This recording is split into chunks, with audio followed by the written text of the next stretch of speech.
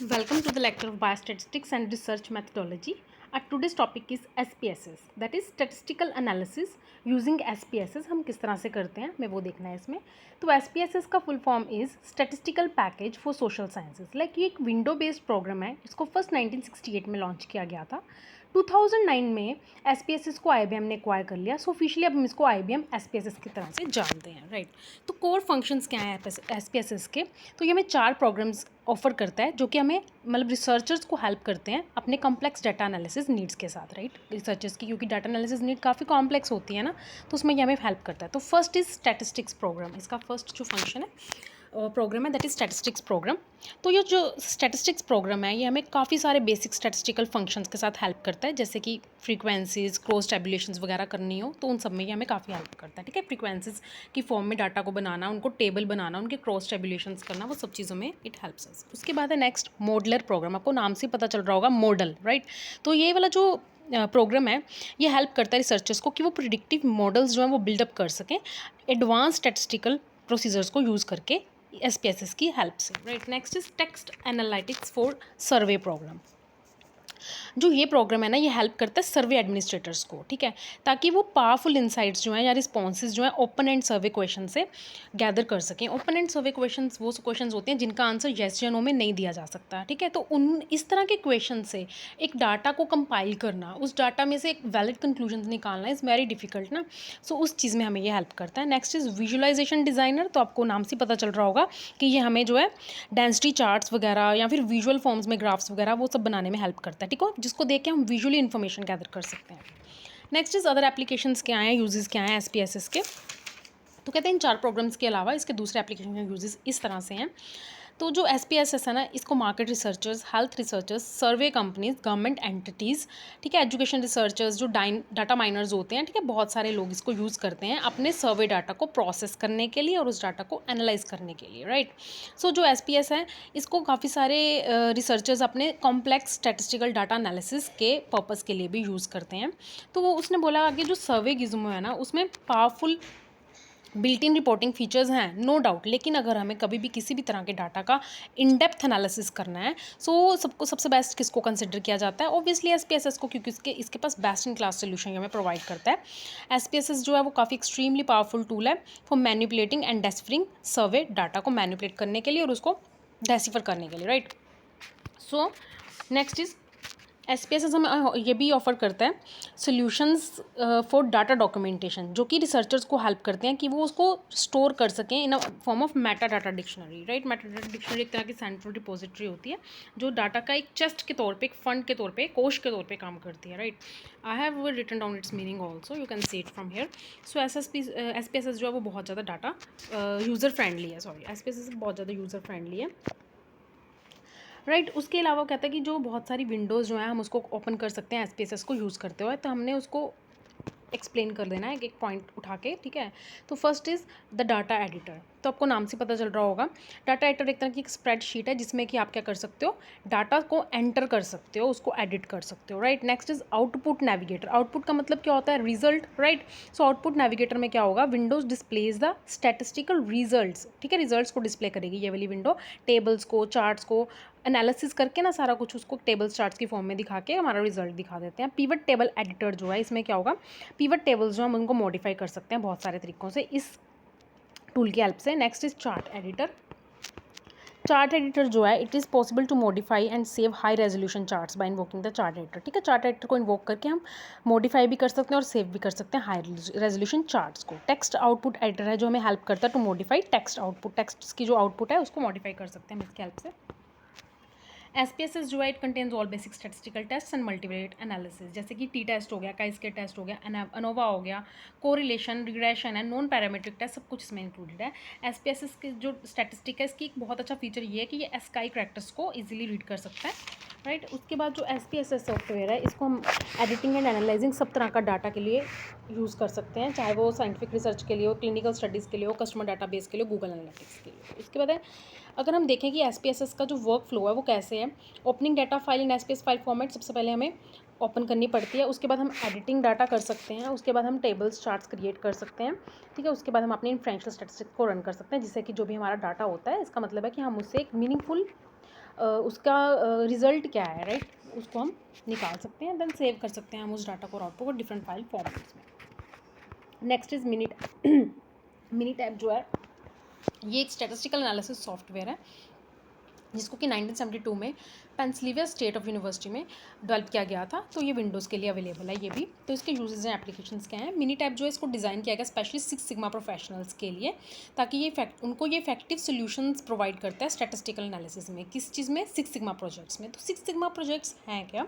6 sigma projects को हम इस तरह से डिफाइन कर सकते हैं कि ये एक प्रोसेस है जिसके थ्रू जो कंपनीज़ हैं वो जो है अपने डिफेक्ट्स को रिड्यूस कर सकती हैं, ठीक है, और अपनी क्वालिटी को इंप्रूव कर सकती हैं, अपने प्रोडक्ट क्वालिटी को they can improve with help of 6 sigma, right. This software is designed specially for teaching of introductory statistical course. जो इंट्रोडक्टरी स्टैटिस्टिकल कोर्स हैं उनको टीच करने में काफ़ी हेल्पफुल है, ठीक है। उसके अलावा जो है इससे हम स्टैटिस्टिक्स के बारे में और स्टैटिस्टिकल रिसर्च के बारे में काफ़ी कुछ जान सकते हैं, ठीक है। मिनीटैब जो है वो इसके अलावा दूसरे सॉफ्टवेयर भी प्रोवाइड करती है जिसको कि हम मिनीटैब के साथ में ही in conjunction with Minitab use कर सकते हैं। जैसे एक क्वालिटी ट्रेनर हो गया और एक क्वालिटी कंपेनियन हो गया, राइट।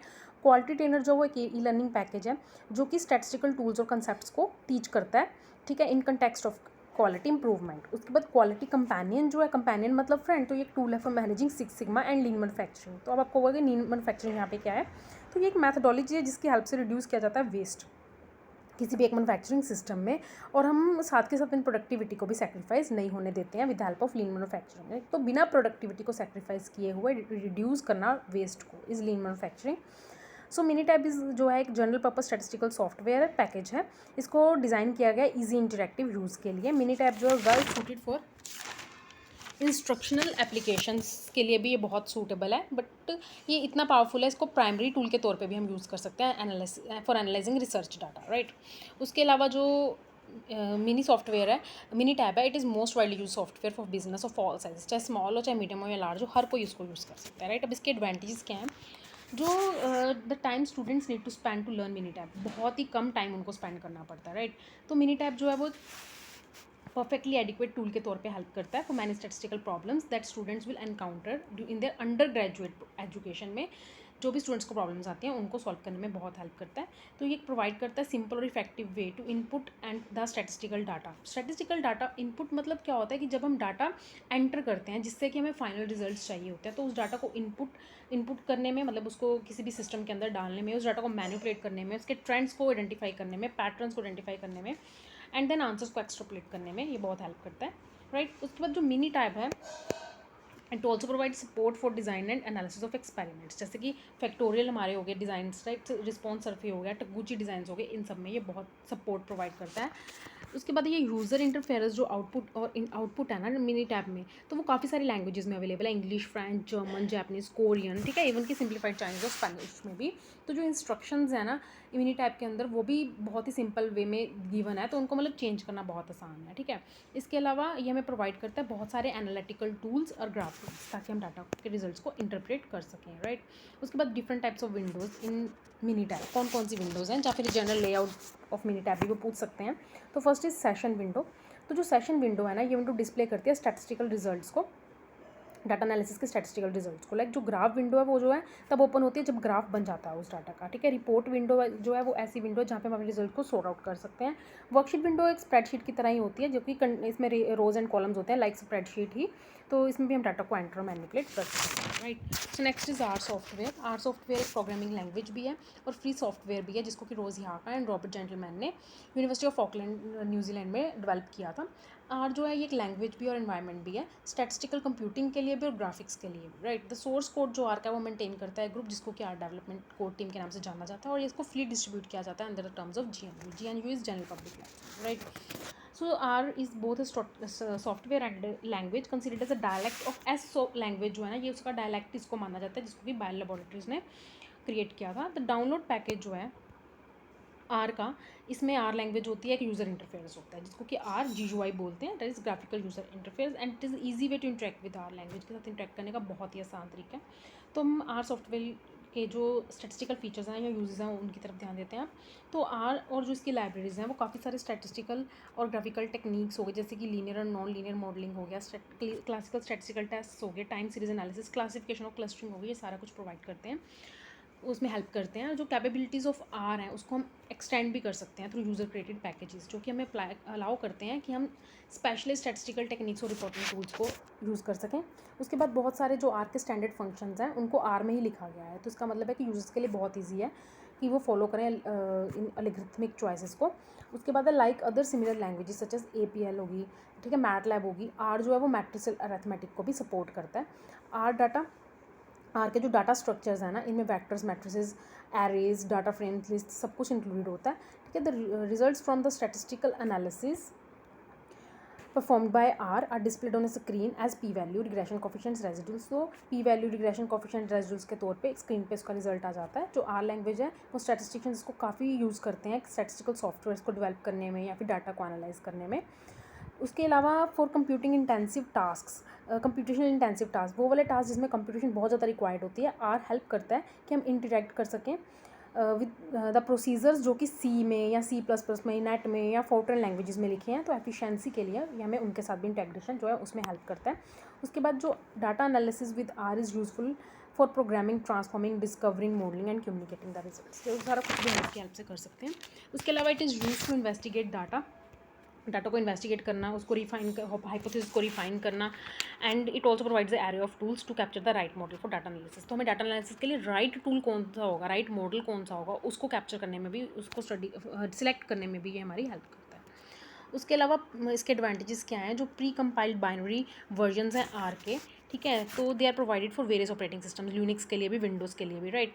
तो it is accessible programming tool है and made up of a collection of libraries design specifically for data science. R का जो मार्कडाउन या build shiny apps, R markdown और build shiny apps to share integrate codes, graphs and output of report to everyone. R में भी visualised immediately in their on window and can be saved in JPG, PNG, BMP, PDF files में भी हम इसको save कर सकते हैं।